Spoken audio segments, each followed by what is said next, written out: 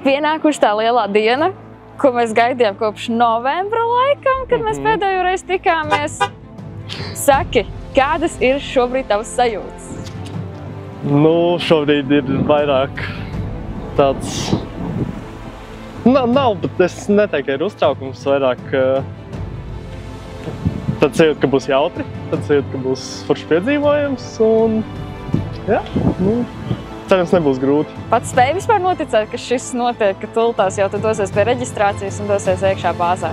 Ne tāda dīvaina sajūta bišķiņ, jo likās, ka es tikko jau pierakstījos tam, bet ir jau pienākusi tā diena, kad jāiet iekšā pa tiem vārtiem un jāskatās, kas tad notiksies. Un kā pagāja tava gatavošanās dienestam? Tu kaut ko īpašu darīji, somu krāmēšana kā pagāja?